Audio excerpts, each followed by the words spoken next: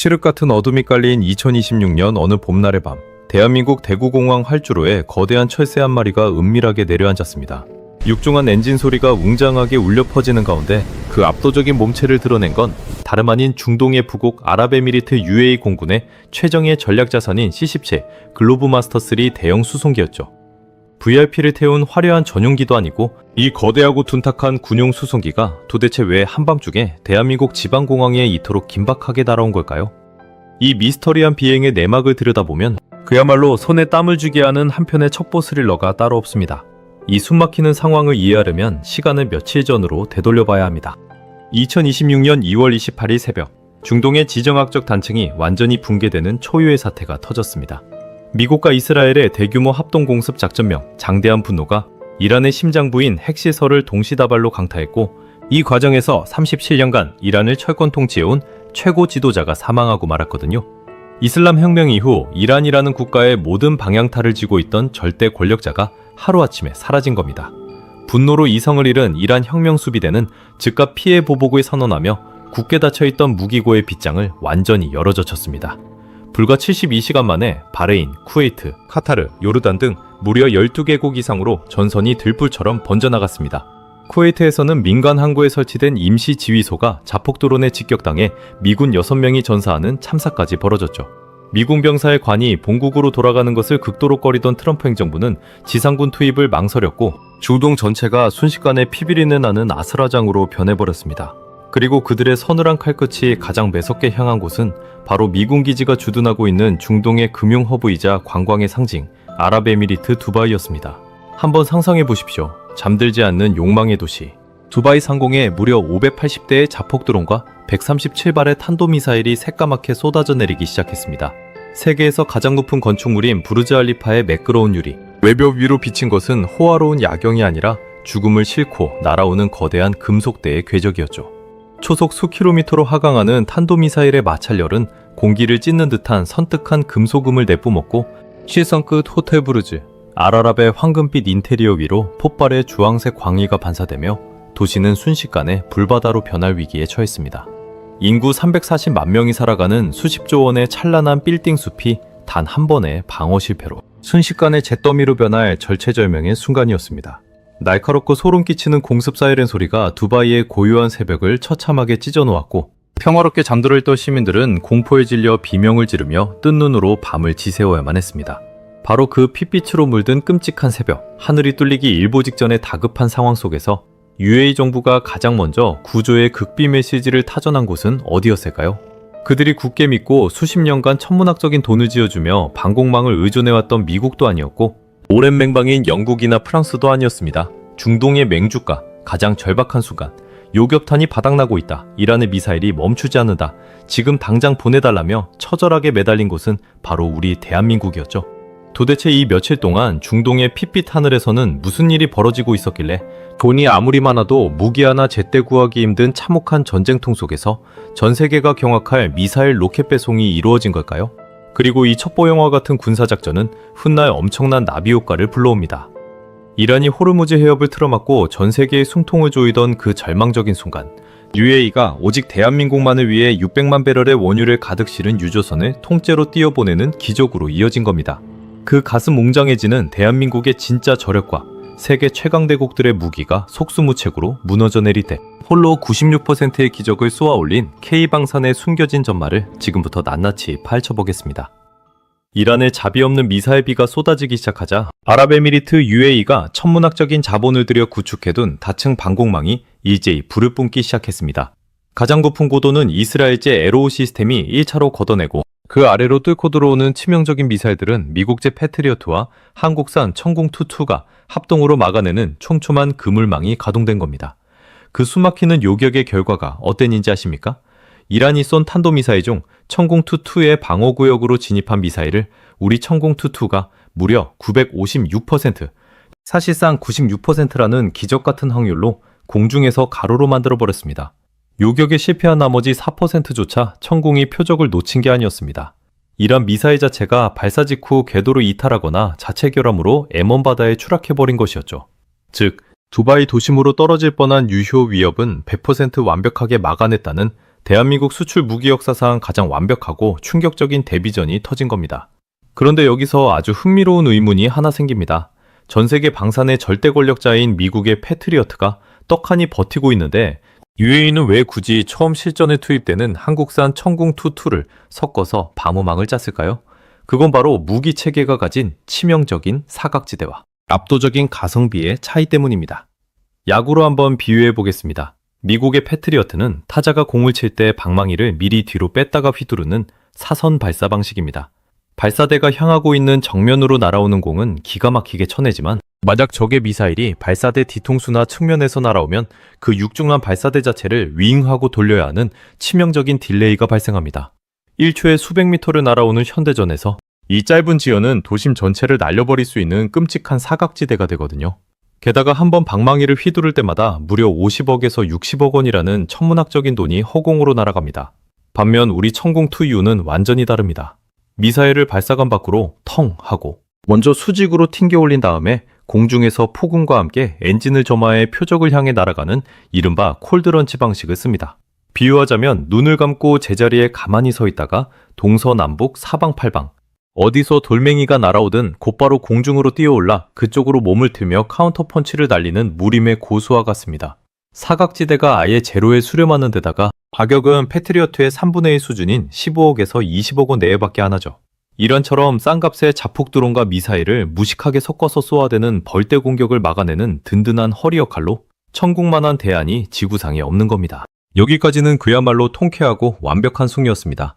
하지만 진짜 피말리는 공포는 미사일비가 멎은 직후부터 시작되었습니다. 96%의 기적을 보여준 이 무기의 탄약이 무서운 속도로 바닥을 보이기 시작했다는 겁니다. 전쟁터에서 요격, 미사일은 전차나 전투기처럼 망가지면 수리해서 다시 쓸 수 있는 물건이 아닙니다. 한번 발사 버튼을 누르면 밤하늘의 불꽃처럼 그대로 흩어져 영원히 사라지는 아주 잔인하고 뼈아픈 일회용 소모품이거든요. 방산업계에서는 이 냉혹한 현실을 가리켜 소모제의 저주라고 부릅니다. 이 저주가 얼마나 끔찍한지 우크라이나 전쟁 때를 떠올려 보십시오. 러시아가 무차별적인 미사일 폭격을 쏟아부었을 때 우크라이나를 돕겠다던 유럽 전체에 든든했던 무기 창고가 단 몇 달 만에 비명을 지르며 텅텅 비어버렸습니다. 냉전 이후 평화에 취해 무기 공장 라인을 절반 이하로 쪼그라뜨려 놓았던 유럽은 새로 미사일을 찍어내려 해도 몇 년이 걸린다는 절망적인 성적표만 받아들여야 했죠. 방어의 신이라 불리던 이스라엘조차 하마스가 쏜 로켓을 아이언돔으로 막아내다가 결국 요격탄 재고가 고갈되어 미국의 긴급 보충을 빌어야만 하는 참사를 겪었습니다. 지금 UAE의 상황이 정확히 그 벼랑 끝이었습니다. 교전 초반에 천궁2-2 2개 포대가 쏟아낸 미사일만 무려 60여 발, 2개 포대를 꽉 채웠을 때 발사할 수 있는 최대 물량이 64발인데 단 하룻밤의 방어전으로 총알이 사실상 전부 동나버린 겁니다. 당장 오늘 밤 이란이 다시 공습 사이렌을 울리면 340만 명이 잠든 두바이의 하늘을 막아낼 방패가 완전히 비어버린다는 피말리는 공포가 UAE 지도부를 덮쳤습니다. 다급해진 UAE는 당장 천궁포대, 라포미를 앞당겨달라고 한국에 요청했습니다. 하지만 우리 정부도 난감할 수밖에 없었죠. 이미 사우디아라비아나 이라크 등과 맺어둔 납품 순서가 있는데 이것을 마음대로 뒤집는 건 국가 간의 실워드를 깨는 일이었으니까요. 그러자 절망의 끝에 몰린 UAE가 가장 처절하고 절박한 두 번째 SOS를 타전합니다. 발사대 포대는 나중에 줘도 좋다. 제발 지금 소진되어 사라지고 있는 유도탄, 총알이라도 먼저 공급해달라. 전쟁 중에 나라가 할 수 있는 가장 다급한 피 끊는 호소였습니다. 바로 이 절체절명의 순간, 대한민국이 전 세계 방산 시장의 룰을 송두리째 뒤집어버리는 미친 대답을 내놓습니다. 주말 반납하고 철야로 공장 라인 돌리겠습니다. 수십 발 만들어 놓을 테니 수송편만 확보되면 다음 주에 당장 가져가십시오. 이게 얼마나 비현실적인 속도인지 아십니까? 세계 최대의 방산거인이라는 미국의 로키드 마틴조차 패트리어트 미사일을 1년에 약 500발, 하루에 고작 14발 정도 생산합니다. 주말 이틀을 꼬박 돌려봐야 3발도 채 못 찍어냅니다. 그런데 우리는 단 이틀 만에 2개 포대를 꽉 채울 수 있는 분량의 미사일 수십 발을 찍어내겠다고 선언한 겁니다. 이 기적 같은 속도가 어떻게 가능했을까요? 그저 대한민국 사람들이 성질이 급하고 일 처리가 빨라서일까요? 절대 아닙니다. 이 짧고 덤덤한 대답 이면에는 피눈물 없이는 들을 수 없는 우리 대한민국의 뼈아픈 역사가 고스란히 녹아 있습니다. 시계를 1970년대 베트남전 파병 시절로 되돌려 보겠습니다. 당시 피 끓는 청춘을 바쳐 이역만리로 떠났던 우리 국군은 정작 손에 쥐어줄 자국산 소총 한 자루가 없어서 미군이 쓰던 M16을 빌려 써야만 했던 가난하고 서러운 나라였습니다. 내 나라, 내 형제를 지킬 총 한 자루, 내 손으로 못 만들어 남의 무기를 빌려 쓰던 그 처절한 서름. 박정희 정부 시절 자주국방에 기치를 내걸고 1970년대 말에야 겨우 첫 국산 소총 K1에 손에 쥐었던 나라가 이제 반세기 만에 최첨단 탄도미사일을 주말 며칠 만에 수십 발씩 찍어내는 거대한 괴물로 성장한 겁니다. 그 바탕에는 지난 70년 동안 머리 위에 세계에서 가장 예측 불가능하고 호전적인 북한을 이고 살아온 우리의 슬픈 안보 현실이 또아리를 트고 있습니다. 1953년 총성이 멎었을 뿐 우리의 전쟁은 법적으로 단 한 번도 끝난 적이 없었거든요. 냉전이 끝나고 유럽 국가들이 평화에 찌들어 무기 공장 문을 닫고 멀쩡한 전차를 고철로 팔아넘길 때 우리는 단 하루도 방산라인의 용광로불을 끄지 못했습니다. 당장 내일 새벽에라도 휴전선 너머로 포탄이 날아오면 즉각 대응해야만 한다는 짙은 생존의 공포. 그 공포가 역설적이게도 평시에도 전시 수준으로 무기를 찍어내야만 하는 지독한 분단의 역설을 만들어낸 겁니다. 남들은 주문을 받으면 그때부터 부품을 구하러 다니느라 몇 년이 걸리는 무기를 우리는 언제 전쟁이 터질지 몰라 항상 대량 생산 라인과 숙련된 용접공들을 끝까지 품고 있었던 압도적인 제조업 체급을 갖추게 된 거죠. 그 피와 땀으로 켜켜이 쌓아 올린 서글픈 70년 분단의 역사가 이제는 머나먼 중동 사막 한가운데서 낯선 이들의 목숨을 지켜내는 기적의 방패가 된 것입니다. 주말 동안 수십 발 만들어놨다는 대한민국의 이 연락을 받은 UAE는 다음 주 배송을 얌전히 기다리지도 않았습니다. 처음에 말씀드린 그 미스터리한 오프닝 장면 기억하십니까? 다급해진 UAE가 자신들의 최정예 C-17 대형 군용 수송기를 두 번에 걸쳐 대한민국 대구공항으로 직접 띄워버린 겁니다. 칠흑 같은 밤, 공장에서 갓 뽑아낸 뜨끈뜨끈한 천공유도탄 30여 발이 수송기에 실려 두바이의 하늘을 지키기 위해 곧장 전장으로 날아갔습니다. 돈을 수조 원씩 쥐어줘도 총알 한 발 못 구하는 그 피 말리는 전쟁통에 이런 압도적인 생산 속도와 굳건한 실어를 보여준 한국을 향해 UAE는 엄청난 감동을 받았습니다. UAE의 유력한 정치학자이자 대통령 고문인 압둘라 교수는 자신의 SNS에 이렇게 적었습니다. 이란의 침략에 맞서 요격 미사일을 신속히 보내준 한국에 진심으로 감사드린다. 어려울 때 도와주는 친구가 진정한 친구다. 이 소식을 접한 네티즌들조차 미사일 받으려고 자기들 전략 수송기를 직접 띄우다니 이건 동맹을 넘어선 피를 나눈 형제국이다. 주말 반납하고 철야 돌린 K방산 직원들 진짜 눈물 난다며 가슴 뜨거운 반응을 쏟아냈죠. 그런데 이 첩보 영화 뺨치는 대구공항의 로켓 배송 작전은 불과 며칠 뒤 대한민국 전체를 뒤흔들고 우리 경제의 목줄을 구원하는 엄청난 나비 효과로 돌아옵니다. 피가 튀는 잔혹한 전장에서 15억 원짜리 미사일 몇 발을 건네준 것이 대한민국 석유 안보를 송두리째 바꿔버린 수조원대 흑진주 보은으로 되돌아온 겁니다. 과연 이란의 협박 속에서 기름 한 방울 나지 않는 대한민국 주유소에 무슨 일이 벌어졌던 걸까요? 2026년 3월 이란의 폭죽 가격에 달하면서 전 세계를 향해 가장 끔찍한 협박 카드를 꺼내들었거든요. 바로 전 세계 원유 수송량의 20%가 통과하는 중동의 혈관 호르무즈 해협을 봉쇄하겠다고 선언해버린 겁니다. 기름 한 방울 나지 않는 대한민국의 경제가 서서히 질식해 들어가던 바로 그 시점이었습니다. 호르무즈 해협 봉쇄라는 단어 하나에 국제유가는 미친 듯이 널뛰기 시작했고 그 지급탄은 곧바로 우리 국민들의 일상으로 날아들었죠. 서울 시내 주유소마다 기름값이 리터당 1,900원을 가볍게 돌파했고 심지어 산업 현장을 굴리는 경유값이 휘발유 가격을 역전해 초월해버리는 기현상까지 벌어졌습니다. 주유소 앞에는 밤늦게까지 패닉바잉을 하려는 차량들이 수백 미터씩 꼬리를 물고 들어섰고 1970년대 오일 쇼크의 악몽을 생생하게 기억하는 국민들의 불안감은 극에 달했습니다. 그런데 그 숨막히는 에너지 위기의 한복판에서 기적 같은 일이 벌어집니다. 전 세계 강대국들이 자기 나라 석유부터 챙기느라 혈안이 되어 있을 때 아랍에미리트 UAE가 호르무즈 해협을 우회할 수 있는 안전한 대체항만을 통해 거대한 유조선 두 척을 통째로 띄워보낸 겁니다. 그 유조선의 뱃머리가 향한 곳은 미국도 일본도 유럽도 아니었습니다. 오직 단 한 나라. 대한민국을 콕 찍어 무려 400만 배럴의 흑진주, 원유를 가득 채워보냈습니다. 게다가 이게 끝이 아니었습니다. UAE는 자신들이 한국 땅에 보관하고 있던 공동 비축 물량 200만 배럴에 대해서도 한국이 원한다면 언제든 비축기지에서 빼다 써도 좋다는 확약까지 그 즉시 체결해 주었죠.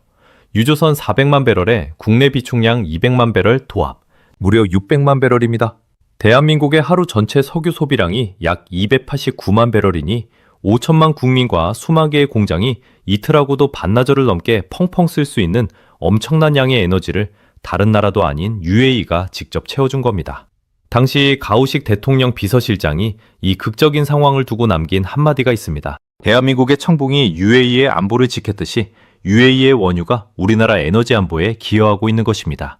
외교가 어떤 모습이어야 하는지, 진정한 국익이 무엇인지 이 짧은 한 문장이 완벽하게 증명해 주었습니다.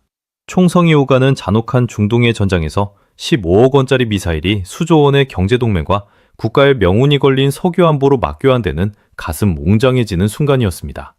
중동에서 원유가 가장 절박했던 그 순간, UAE는 새벽에 전화를 걸어 미사일을 부탁했던 그 고마움을 잊지 않고 우리 주유소에 불을 밝혀주며 피를 나눈 형제국으로서의 보답을 완성한 겁니다. 하지만 이 감동적인 드라마 뒤에는 전 세계 군사, 강국들의 판도를 송두리째 뒤흔들고 있는 훨씬 더 무섭고 거대한 대한민국의 전략이 숨어 있습니다. 천궁22 하나 잘 팔아서 석유를 받아온 게 끝이 아닙니다. 지금 전 세계 무기 시장을 지배하던 기존의 거인들이 어떻게 추락하고 있는지, 그리고 그 빈자리를 대한민국이 어떤 압도적인 방식으로 집어삼키고 있는지 그 참혹하고도 놀라운 현실을 들여다보셔야 합니다. 수십 년간 방산 시장을 지배해온 미국, 러시아, 유럽이 줄줄이 몰락하는 사이 한국은 단순히 무기를 파는 것을 넘어 전 세계를 상대로 한 치의 오차도 없는 거대한 자동 사냥 생태계를 구축하고 있거든요. 과연 우크라이나와 중동의 전장 속에서 기존 강대국들의 명품 무기들은 어떻게 잿더미로 변해버렸을까요? 그리고 대한민국의 방산은 어떻게 전 세계를 30년짜리 구독 경제로 묶어버린 걸까요? 이 엄청난 나비 효과를 제대로 이해하려면 지금 전 세계 무기 시장의 거인들이 얼마나 초라하게 무너져 내리고 있는지 그 뼈아픈 현실부터 짚어봐야 합니다. 우크라이나 전쟁의 참혹한 진흙탕 속에서 러시아가 자랑하던 최신 방공망은 과연 어땠습니까? 카탈로그에만 화려하게 적혀있던 140억 원짜리 첨단 화염 방사 시스템이 하늘을 날아다니는 고작 200만 원짜리 상업용 드론 2대의 타격에 허무하게 불기둥이 되며 잿더미로 변해버렸습니다. 이번 중동 전쟁에서도 마찬가지였습니다. 이란이 막대한 돈을 들여 믿고 샀던 중국산 최신 레이더와 러시아산 미사일 시스템은 이스라엘 전투기의 강력한 전자전 공격단 2시간 만에 아무것도 보지 못하는 눈먼장님이 되어 모래성처럼 붕괴해버리고 말았죠. 그럼 방산 선진국이라며 목에 힘을 주던 유럽은 달랐을까요? 냉전 종식 후 30년 동안 평화에 취해 무기 공장 문을 닫고 핵심 기술자들을 내쫓았던 대가는 너무나 참혹했습니다. 독일이나 프랑스 같은 강대국의 무기를 주문하면 최소 3년에서 5년을 하염없이 기다려야만 하는 처참한 지경에 이르렀거든요. 당장 발등에 불이 떨어진 폴란드가 콧대 높은 독일의 명품 전차 대신 왜 다급하게 한국의 K2, 흑표 전차와 K9 자주포를 싹쓸이하듯 쓸어 담았는지 아십니까? 안제이 두다 폴란드 대통령이 나토 본부에서 남긴 뼈있는 극찬이 그 해답입니다.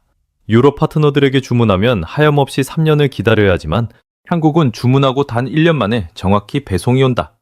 러시아가 바로 옆에서 전쟁을 벌이는 판국에 3년 뒤에 오는 최고의 무기보다 1년 안에 도착하는 무결점의 성능을 가진 한국 무기가 훨씬 절실했던 겁니다.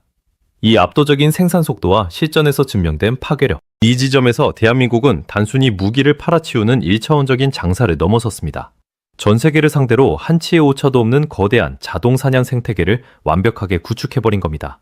게임을 해보신 분들은 아실 겁니다. 우리는 가만히 한국 서버에 앉아있는데 UAE 35억 달러, 사우디삽 12억 달러, 이라크 29억 달러 등 중동의 거부들이 자기들 피 같은 돈 12조 원을 내고 우리 미사일을 사갑니다. 그리고는 자기도 영토에서 피를 흘리며 실전 데이터를 쌓아주고 우리 무기의 결점을 보완할 수 있는 어마어마한 실전 경험치를 한국으로 공짜로 전송해주며 천공의 압도적 가치를 전 세계에 대신 증명해주고 있는 완벽한 구조입니다. 이건 마치 한번 아이폰을 쓰기 시작하면 그 편안함과 연동성 때문에 애플 생태계에서 영원히 빠져나올 수 없는 것과 똑같습니다. 이번에 천궁을 제 돈 주고 사간 나라들은 앞으로 최소 30년에서 50년 동안 부품 교체, 소프트웨어 업그레이드, 유지보수 비용을 전적으로 한국에 의존하며 바쳐야만 합니다. 게다가 중거리 방어를 천궁으로 덮은 나라들은 지금 우리가 개발 막바지에 이른 고고도 장거리 요격체계 ASAM까지 나중에는 기존 시스템과의 호환성을 위해 세트로 사갈 수밖에 없는 완벽한 거미줄이 쳐진 겁니다. 전 세계가 한국 방산이 거대하고 촘촘한 구독 경제 안으로 스스로 걸어 들어오고 있는 것이죠. 1970년대 내 나라를 지킬 내 손으로 만든 총 한 자루가 없어서 미군이 쓰던 낡은 무기를 빌려 쓰며 서러움을 삼켜야만 했던 작고 가난한 나라 대한민국. 하지만 지난 70년의 뼈아픈 분단과 내일 당장 죽을지도 모른다는 짙은 생존의 공포가 만들어낸 압도적인 생산 인프라와 피나는 기술 독립의 몸부림은 이제 지구 반대편 낯선 모래바람 속에서 수백만 이방인들의 목숨을 지켜내고 세계 대공방어망의 새로운 글로벌 표준으로 우뚝 섰습니다. 단 2시간 만에 전자전 공격 앞에 완벽한 먹통이 되어 모래성처럼 붕괴해버린 중국산 레이더와 러시아산 방공망, 그리고 그 참혹한 전장의 한복판에서 이를 비웃기라도 하듯 96%의 기적을 쓰며 중동의 핏빛 하늘을 완벽하게 갈라버린 대한민국 천궁22의 압도적인 활약. 전 세계 군사 강국들의 판도를 송두리째 뒤흔들며 거대한 생태계를 만들어가고 있는 K방산의 이 숨막히는 도약에 대해 시청자분들의 생각은 어떠신가요? 과연 이 모든 것이 단순한 우연일까요? 아니면 우리 세대가 지난 70년간 흘린 피땀이 만들어낸 당연한 결과일까요? 이 벅찬 자부심과 날카로운 통찰에 대한 소중한 의견을 댓글로 자유롭게 남겨주시기 바랍니다. 오늘 전해드린 이 가슴 뜨거운 대한민국의 진짜 저력이 묵직한 여운을 남겼다면 구독과 좋아요, 알림 설정 한 번씩 꼭 눌러주시고요. 저는 다음 영상에서 세상의 흐름을 꿰뚫는 더 충격적이고 깊이 있는 이야기로 다시 찾아오겠습니다. 함께 해주셔서 감사합니다.